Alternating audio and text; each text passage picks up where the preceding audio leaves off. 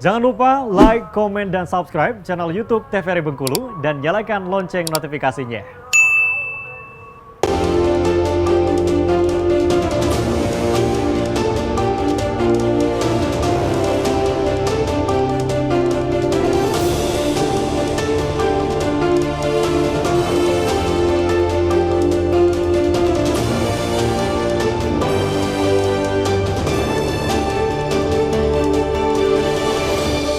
Ya pemirsa, Anda kembali menyaksikan Brendo TVRI Bengkulu edisi hari ini dengan tema seni ukir kayu, dan kita masih bersama dengan kedua narasumber kita, ada Pak Parmo dan juga Mas Rian. Nah, kita lanjutkan sedikit Mas Rian di pembahasan segmen sebelumnya tadi bahwa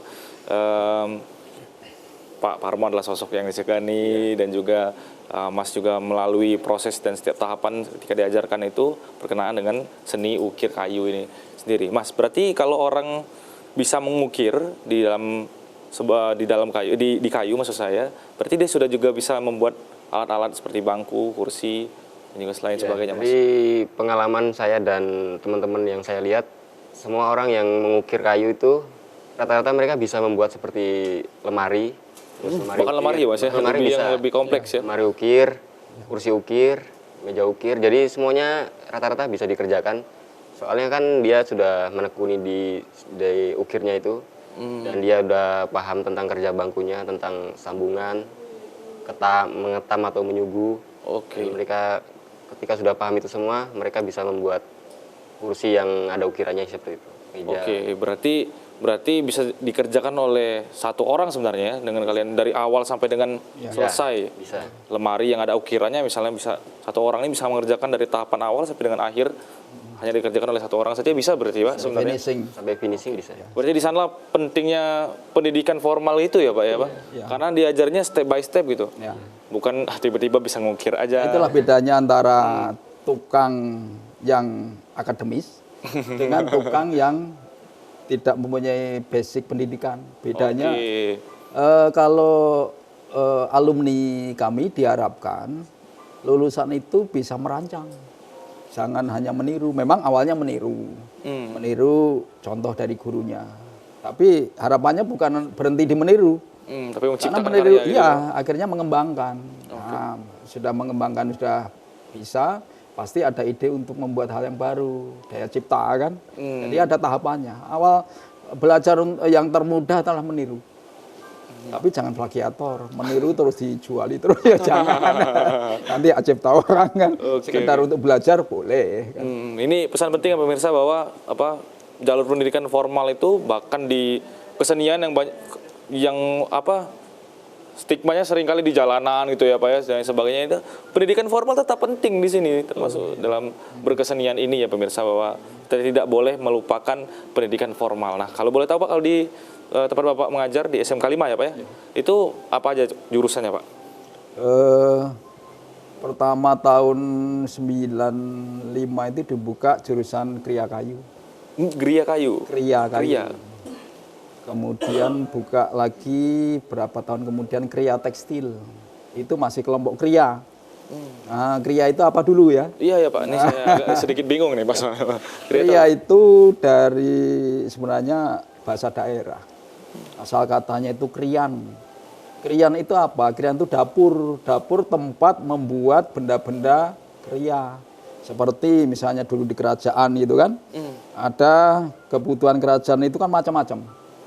Misalnya kursi singgasana, ya kan? Itu disebut kriya kayu. Kemudian batiknya yang dipakai oleh raja, kriya batik dulu kan, sekarang disebut kriya tekstil. Kemudian tempat makan minum dibuat dari keramik, kriya keramik. Nah, itu kan raja-raja dulu kan kalau pesta juga pakai peralatan mewah kan. Kemudian kalau pengen musik yang indah misalnya, itu ada kriya logam buat gamelannya. Kemudian tempat gamelannya dari kriya kayu. Kemudian keris yang ada di sini itu sekarang dibuka kriya. Bukan kriya ya, jurusan keris ya. Kenapa kalau yang keris bukan kriya, Pak? Karena memang keahliannya itu khusus nampaknya. Dengan campuran logam segala macam. Agak berbeda pakem dari yang lain mungkin ya, Pak, ya? Sebutan pembuatnya jam kerajaan juga beda. Oke. Keris itu kan dulu yang membuat empu. Empu yang petapa kan. Iya. Bukan pengrajin gitu ya, Pak? Kan, Ya? ya. Iya, empu itu iya. petapa. Itu. Sehingga konon ceritanya logam-logam segala macam dicampur, kemudian hanya dengan kemampuan tangan dia bisa membentuk sebegitu indahnya itu kan. Oke, jadi memang tidak lepas dari sisi historisnya gitu ya, Pak? Historisnya. Kemudian kalau apa namanya kriya apa yang belum saya sebut tadi, kriya logam, kriya keramik, kriya Kulit. kulit. Nah, kulit. Oke. Nah, kulit ini kan kebutuhan kerajaan juga banyak. Nah, untuk apa namanya seperti tas, seperti alas kaki, itu semuanya dipelajari di kelompok kriya tadi. Oke. Yang dibuka di SMK 5 baru 2, kriya kayu dan kriya tekstil. Yang keunggulannya adalah batik yang tekstil kan. Yang tekstil batik ya, Pak? Ya, sekarang batik itu memang kalau di Bengkulu cukup menjanjikan karena ada ciri khas daerah seperti motif besurek ya. Besurek ya, Pak. Punya ciri khas yang sudah cukup dikenal gitu ya, Pak. Tapi kalau kriya kayu ini kenapa? Gimana sejarahnya, Pak? Ya. Kenapa bisa ada di Bengkulu tuh, Pak? Nah itu. Jadi saya itu guru pertama kali tahun itu menjadi guru kayu. Sebelumnya memang belum ada. Jadi saya dibekali dari Founding father nih berarti, Pak? Iya. Dari dibekali, kenapa di Bengkulu ini dibuka kriya? Saya sudah mendengar latar belakangnya di semangat untuk berangkat ke Bengkulu kan, dari jauh-jauh dari Jogja ke Bengkulu. Karena daerah Bengkulu menjanjikan sekali. Kenapa? Pariwisatanya hebat, ada berwisata alam, pariwisata historis ya kan, Rumah Soekarno, Benteng Malboro, kemudian Pantai Panjang dan sebagainya kan banyak wisata. Nah, biasanya wisata-wisata itu membutuhkan cenderamata. Oke, iya, betul. Sementara kalau kayu banyak di Bengkulu, kenapa tidak dibuka jurusan kriya kayu? Nah, itu. Karena sebelumnya memang dari segi pengrajin masih sangat minim di Bengkulu pada saat itu. Tahun berapa, Pak? Tahun 95 itu begitu saya melihat tamu-tamu dari provinsi ya, tamu-tamunya Pak Gubernur waktu itu cendeраmatanya dibeli di Jawa. Oh, tahu sekali ya, Pak ya. Iya, mau milih yang di Bengkulu nampaknya belum ada yang bisa diunggulkan. Nah, tahun-tahun itu makanya saya sering ketemu kalau cerita dengan ibu-ibu yang dulu pernah bercerita, wih Pak, sebelum ada SMK 5 ini dulu cari cenderamata saya suruh terbang ke Jakarta, ke Jawa situ. Oh iya Bu, iya. Jadi itu makanya latar belakang itulah yang menyebabkan jurusan kriya ini dibuka. Oke, jadi Sebenarnya mendukung pariwisata.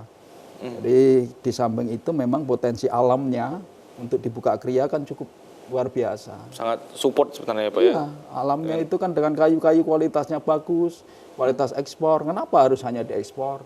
Nah, saya juga menghimbau dengan pengambil kebijakan kan, Iya. jangan kayu-kayu yang kualitas bagus itu dijual keluar, yang sisanya untuk kita, jangan. Kita dulu mestinya kan itu. Jadi kita dapat kualitas yang terbaik dari tangan kita sendiri ya, Pak ya. Betul. Gitu ya, Pak. Oke, Mas Rian tadi kalau Mas Rian memutuskan untuk masuk di SMK 5 seni kriya kayu, kemudian melanjutkan lagi selaras ya ke sekolah seni, ke ISI Solo gitu. Itu kenapa tuh alasannya, Mas? Kalau boleh tahu, Mas? Karena terkadung cinta kah atau apa? Jadi dulu awalnya saya pengen melanjutkan kuliah ke kriya lagi. Itu karena saya emang suka di basic kayu. Di ukir kayu saya suka.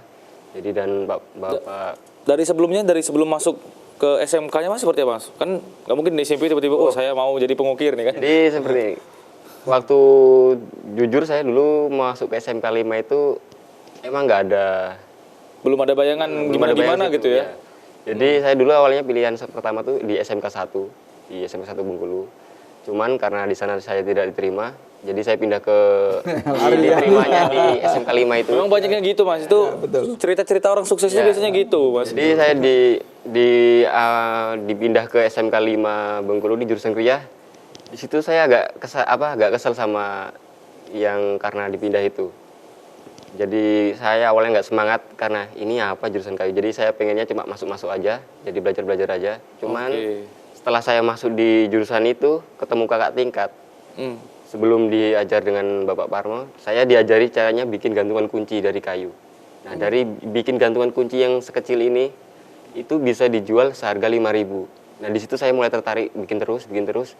Dan karena itu menghasilkan uang, jadi saya lebih suka di jurusan kerja kayu. Dan saya jadi tertarik di situ. Oke, karena juga membaca sisi peluang ekonominya juga, peluang pasarnya ada gitu ya. Iya. Tapi untuk antusias dari pasarnya seperti apa kalau untuk hasil karya seni ukir kayu nih? Kalau untuk hasil Di karya Bengkulu ya, di Bengkulu Mas. Bengkulu. Hmm. Kalau di sini itu kita sebenarnya pasarnya tidak terlalu bagus ya. Cuman karena kalau seni ukir sama seni itu tuh kalau menurut saya pribadi ya tidak tahu sama yang lain. Itu karena seni ukir itu kan sebenarnya sesuai dengan yang dibikin senimannya itu. Jadi untuk pasarannya itu sangat sulit karena kalau kita senimannya memberi harga yang mahal, di Bengkulu ini sulit harganya, pasarannya. Oh, Jadi bersaing. di Bengkulu ini tuh pengennya bagus tapi Murah ya? murah. Nah, seperti itu. Nyonak pade, nyonak murah ada. Jadi kami itu rata-rata yang seniman itu membuat karya, kami pasarin ke teman kami yang di luar. Jadi kami tidak pasarin di Bengkulu. Jadi kami semuanya bikin gitar ukir, yang ada gitar listrik ukir seperti itu. Kami tidak bisa tidak tertarik untuk masarin di sini karena orang yang di sini tuh untuk menawar harganya tuh sangat jauh dari kemauan senimannya. Oke, daripada banding harga lebih baik kita jual kepada orang yang lebih menghargai karya ya Mas. Ya, itu sudah bisnisnya itu kan. Oke. Minatnya ada, cuman mereka tidak cocok sama harga yang kita kasih gitu. Oke, kita akan bahas lebih lanjut. Ini pembahasan yang sangat menarik sekali di segmen selanjutnya nanti, Pak Parmo dan juga Mas Rian. Ya pemirsa, jangan kemana-mana, tetap di Berendo TVRI Bengkulu.